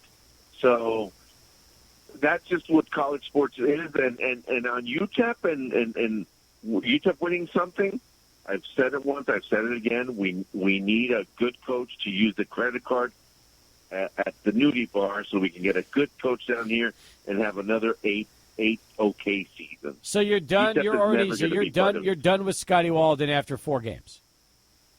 Well, he's gone the dim way, run left, run right in the red zone. I don't see the excitement. I mean, how can you say run left, run right? They can't run the ball. Like they're throwing the ball. I think Cade McConnell put the ball in the air how many times in the second half this past week? You remember? Well, they have to. But you're saying the Dimmel way. I mean, they're throwing the ball all the time because they can't run the ball. So that's what I mean. Like, Dana would insist on the run no matter what. And this situation, they're throwing the ball all the time. They're putting the ball in the air. Well, good. Well, at least they're doing something exciting. Okay. And one more thing, Steve, and I got to say this because the whole city is probably listening. And oh yes, of course, everybody's tuning into you. Yes. I just want to say, Cowboy fan, another good one. All right, thank you. That coming from a Patriots fan who's 1-2 on the season. So thank you very much for that, Augustine. I appreciate you getting in. It's always good to hear your voice as we continue and approach the bottom of the hour. Now, of the two of you guys right across the glass, George and Alberto, who's handling SportsCenter here at the bottom of the hour? You, Alberto, or George? Me. You. Alberto. Okay. Here's Alberto. One last SportsCenter update, and then we'll come back. And Mike Greenberg for a conversation we had earlier in the show. He'll join us next at 600 ESPN El Paso.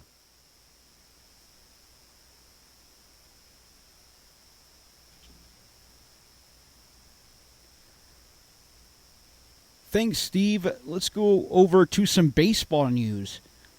The coveted Shohei Ohtani 50-50 home run ball has been consigned to Collectibles Marketplace. Golding and bidding will begin Friday. The Los Angeles Dodgers star is the only player in baseball history to hit 50 home runs and steal 50 bases in the same season.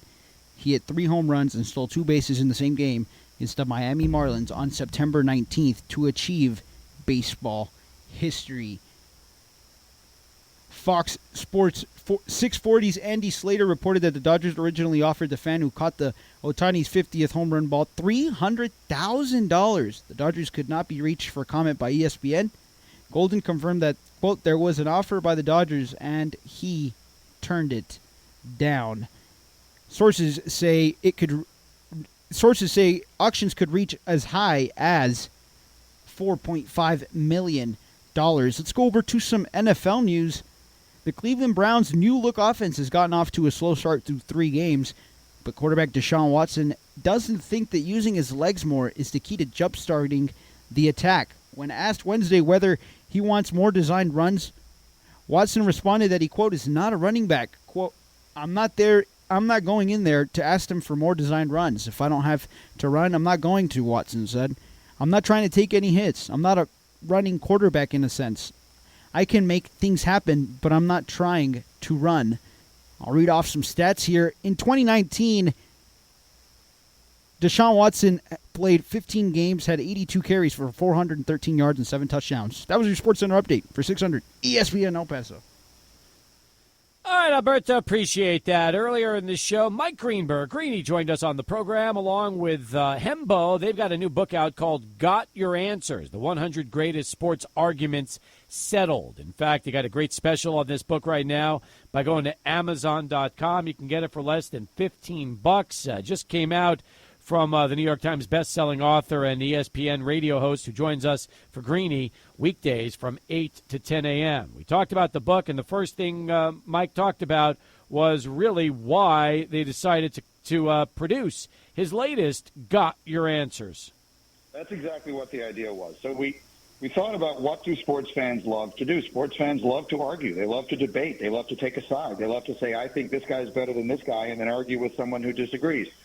So we chose what we think are the 100 greatest sports arguments, and using Hembo's extraordinary research, we just settled them once, for all, forever, and always. So anyone, if you love sports debate or and conversation, or anyone you know does, I really think this book will enable you to win 100 barroom arguments, and Hembo includes 100 sneaky trivia questions, which are a lot of fun, and you can also use to stump your friends. So that's what the concept of the book is, and to your point, you can pick it up and open it to any page you want. Each one is only 2 pages long, so I literally just opened it up to the first thing that just the first page I opened it to, just randomly, because there's no page on here that doesn't have a great debate.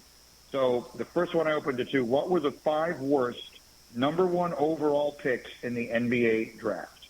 See, it wasn't just how bad the player was, but you also had to take into account who else was drafted behind him. Okay. So, for example, Anthony Bennett in 2013 had almost no NBA career. But if you look at that draft, there were almost no really good players who went behind him. So it wasn't quite the level of mistake that the player that we voted for. So we put Anthony Bennett at number 5. There were 4 players ahead of him. The answer is Michael Olowokandi, who in 1998 went number 1 to the Clippers in a draft that saw Vince Carter, Dirk Nowitzki, and Paul Pierce all get drafted within an hour of that pick being made. So that's how that wound up being the worst number 1 overall pick in NBA history. And again, there are 100 of those. Some of them are meant to be a little more fun. We did the best sports movies. Some of them are meant to be a little more sports nerdy. Whatever kind of sports fan you are, there will be plenty for you here. And the one thing that we asked of our publisher, because when we did the book, Got Your Number last year, the package was pretty expensive. We didn't have any idea, but we wanted to put together this really big book. And as a result, the publisher, they needed to charge a lot of money for it. So we said we want to do a book that is half the price of last time. So the book is $14.95. They're doing a special on it right now with a discounted price at Amazon. So if you go on Amazon right now and order Got Your Answers, you'll get it at a special lower price. It's less than $14. And we're thrilled to do that because so many people commented on that when we did the book the year before. If you love sports debate, if you love sports trivia, or anyone you know loves that sort of banter, then I think this is probably the best thing I've ever done. I love the fact that it's hardcover with no dust jacket. So it's the kind of book that you don't have to worry about the dust jacket getting beat up or anything like that or getting torn. It's simply just a hardcover book that's easy to open. It's nice and small and can basically go anywhere you want. Yeah, and the dust jacket is one of those things that costs a lot of money. So, that was one of the things that we agreed to. They said, well, if you want to sell it for less than $15, we can't, it's going to be a smaller package. And we said, no problem. I don't think anyone is going to be, this is one of those cases where size genuinely doesn't matter. I'll open it to another page for you here. Who are the top 10 major sport athletes to never win a championship? And this was a really difficult one to do because the correct answer is Barry Bonds. Yeah. And the reality is that's going to gall a lot of people. And as I wrote in here, the lot in life of baseball history in the post-steroid era is that there was nothing more challenging than trying to put into perspective that which cannot be quantified. All we have to base a decision on is what is directly in front of us, and that is that Barry Bonds hit more home runs than any player who ever lived. He won 7 MVP awards, 3 of those before his hat size magically increased. And in the only World Series he played in, he hit 4 home runs and walked 13 times in 7 games, finishing the series with an on-base percentage of 700. So and there was a top 10 that we list, but we put Bonds at number 1. So that's just another example of one of the 100 sports arguments that we settle for you in the book. Mike Greenberg joining us right now, along with Hembo. They've got the book, Got Your Answers, the 100 Greatest Sports Arguments Settled. All right, I'm going to randomly go to page 63, and this is number 28 on the list. Who are the top 10 heavyweight boxers of all time? And what I find fascinating about this topic is everybody would think Mike Tyson has to be on this list, and yet he is not on this list. And the beauty of the book is you explained exactly why Tyson does not make the top 10 list of the greatest heavyweight boxers of all time. Yeah, Mike Tyson, and this is something, and look, I'm old enough to remember Tyson. I remember when he got knocked out by Buster Douglas. It might have been the most astonishing thing I've ever seen in my entire life as a sports fan. But the reality of it is this. Mike Tyson only defended his title of lineal heavyweight champion twice before he was knocked out by Buster Douglas. The span of the time between his apex in the ring, which was when he knocked out Michael Spinks in what was then the richest fight in boxing history, to his loss to Douglas was 18 months. So there was really only, his prime was extraordinarily short. So if you look at the fighters who are on this list, the top 10 fighters, Muhammad Ali, Joe Louis, Rocky Marciano, George Foreman, Joe Frazier, Larry Holmes, Jack Dempsey, Jack Johnson, Lennox Lewis, and Evander Holyfield, there may not have been any moment in which any of them was as great as Mike Tyson was in his greatest moment. But Mike Tyson's greatness was extremely short-lived, and that has to be taken into account on a list like this. Also, another topic I love. This is page 143 in the book. Who are the top 10 ahead of their time athletes? And this is a good list, but you want to know something? Michael Jordan, not on the list. Dr. J, not on the list. You do have Nikola Jokic for basketball fans and Oscar Robertson, but that's the tough part too. You got to look at all sports, all athletes, male and female, and sometimes you would think, oh yeah, well, you got to have Dr. J or to have Jordan. Not necessarily. And again, it's what makes the book fun is because of the amount of debate that will be going on with all these topics. Look, and I love that one because there are a lot of different ways to define it. And the one that we chose, the person that we chose at number 1 on that list is Billie Jean King. Billie Jean King changed the world from a sports perspective as much as practically any other person who ever lived. She deserves to be in a conversation in that regard with such names as Jackie Robinson and Jesse Owens and others.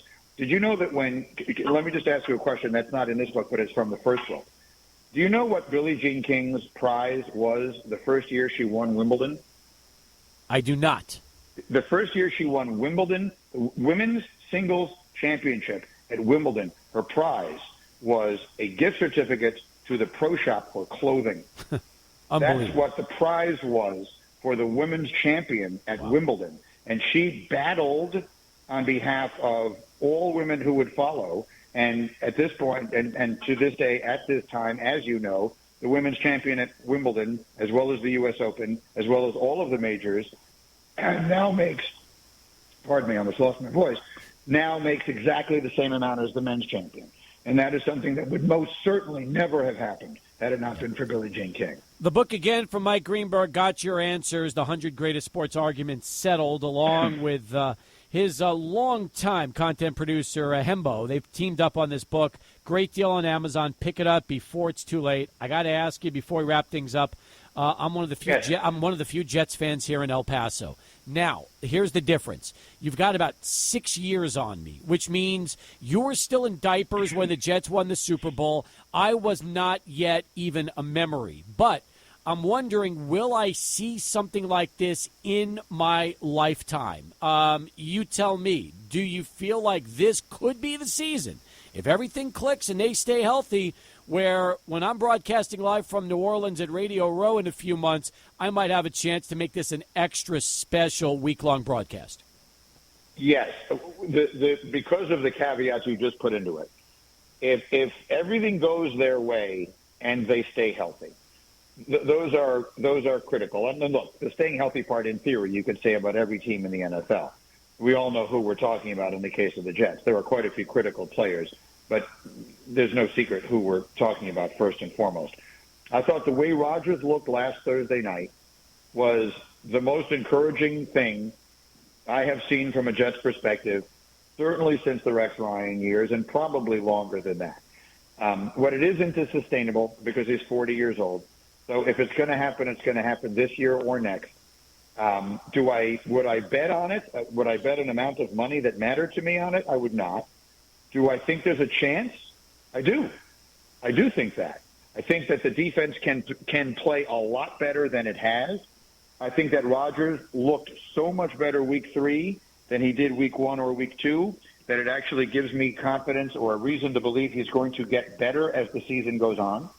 I genuinely believe the Jets are going to trade for Devontae Adams, which could make their offense bordering on unstoppable. So if that offensive line stays healthy, if Rodgers stays healthy, and the defense plays up to 80% of what it was projected to be before the season started, the answer to your question is yes. I could see a scenario in which the Jets are standing there going toe-to-toe with Kansas City at the end. Now, Buffalo looks great, and Allen looks as good as he has ever looked. And Baltimore will figure it out. And Houston, I don't really know exactly what to make of them. And I think give Harbaugh 2 years and the Chargers are going to be awfully tough to beat. Mm-hmm. But I think the AFC is not quite the murderer's row that it was all cracked up to be. Cincinnati doesn't look good. Cleveland is terrible. Baltimore is 1-2 and doesn't look as good as we thought. Pittsburgh doesn't scare me that much. I think Buffalo, Kansas City, it may end there. Of the teams that I would be really terrified to go up against. So if you're the team with the third best shot, then you have the very definition of a puncher's chance, and I think we absolutely do. You can listen to Greeny every morning from 8 to 10 right here on 600 ESPN El Paso and pick up a copy of his new book, Got Your Answers with Hembo, the 100 Greatest Sports Arguments Settled, specially priced right now at Amazon.com. Enjoyed the conversation as always, Mike. Thanks for the time, and let's hope from your mouth to God's ears with the Jets' football season this year.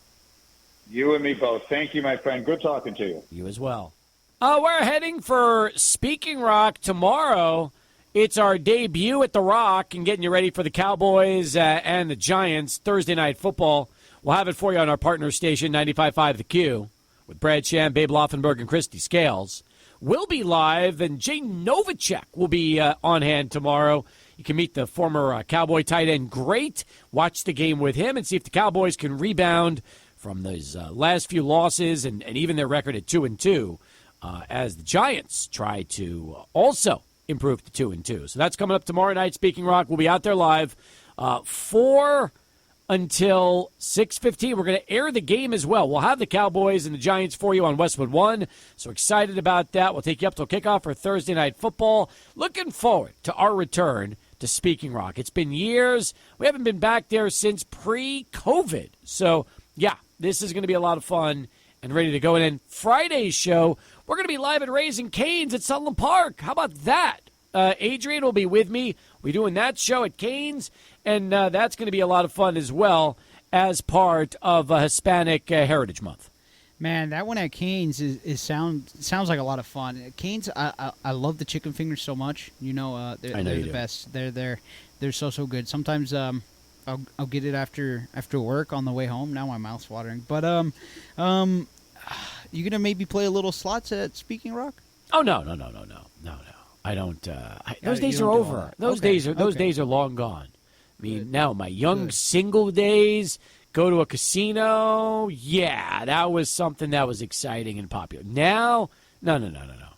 I'm all about, I save my money. Although, I'll tell you what, their casinos are amazing. I don't know when the last time you've been to Speaking Rock, but oh my God, they got so much going on. But remember, we're not there tomorrow to promote the casinos. We're there to promote their Thursday night football. Genius. Now you know. All right? That's how it works. So that's what we do. We promote Thursday night football. We promote Jay Novacek. So thank you. When you go to Speaking Rock, that other stuff's a given. That happens while you're there. But we want to make this the biggest Cowboys party every week. That's the idea. And that's why our Sports Talk is going there. Cowboys play the Thursday night game, correct? They play the Giants. Yeah, I have Devin Singletary. Man, I hope he does well. I can't afford more losses here. I cannot afford more losses. Steve, help me out. I can't help you. You're on your own now, Island there, pal. You're on your own. Yeah, 1 and 2. We'll see what happens. So that's going to be tomorrow's show, and then Friday at Kane. So we got a busy rest of the week for you here on the 600 ESPN El Paso. Meanwhile, as we start to wind things up here on the program today, I was really hoping we were going to get on the air and talk about UNLV's decision. And I feel like this, this Matthew Sluka story has basically just distracted us from the bigger issue at hand, which is what's UNLV going to do? Are they going to stay in the Mountain West, or are they going to leave to the Pac? That's what I want to know. That's what inquiring minds want to know. I think that maybe even the UNLV front office might be a little distracted with what's going on. They're trying to deal with the situation and the backlash of Sluka. You think? That you're not making calls to conferences and other schools to say, hey, let's do this, let's do that. I think maybe today's a scratch day. It didn't even happen pretty much. For a conference alignment wise, yeah, it didn't happen. And let me say this too, okay? Regarding UTEP, New Mexico State, and what's going to happen with them, they don't know yet. There might not even be a Mountain West in the next 3 days. Because what if Air Force goes to the AAC, UNLV goes to the PAC, and the rest of Mountain West decides to disband and dissolve? Then what? Then there's no league. There's nothing left. Then the other thing that I think could happen would be Conference USA would then possibly absorb 4 schools that are left in the Mountain West. Maybe they take Nevada, Wyoming, New Mexico, and who's the other one I'm missing? Nevada, Wyoming, New Mexico, and San Diego State? No, San Jose State. And they form a Western Division in CUSA, and they expand to 16 schools with UTEP, Sam Houston State, Louisiana Tech, and New Mexico State. And now you've got a CUSA East and a CUSA West. That one I actually do like. I think that, if you add these Conference USA, these Mountain West teams, if it happens to collapse, and you add them into the Conference USA, that travel from Virginia to Nevada is brutal, and you shouldn't make a softball team make that trip on a Thursday or Wednesday night before a Thursday game. And you have to think about other sports that aren't just basketball and football. So, yeah, it's a lot of things you need to think about. If you missed any of today's show, we've got it for you on demand, wherever you pick up 600 ESPN El Paso. I'll join you tomorrow at Speaking Rock. For George and Alberto, I'm Steve Kaplowitz. Thanks for being a part of it, everybody. O'Reilly! You need parts? O'Reilly Auto Parts has parts. Need them fast? We've got fast. No matter what you need, we have thousands of professional parts people doing their part to make sure you have it. Product availability. Just one part that makes O'Reilly stand apart. The professional parts people. O'Reilly! O'Reilly Auto Parts.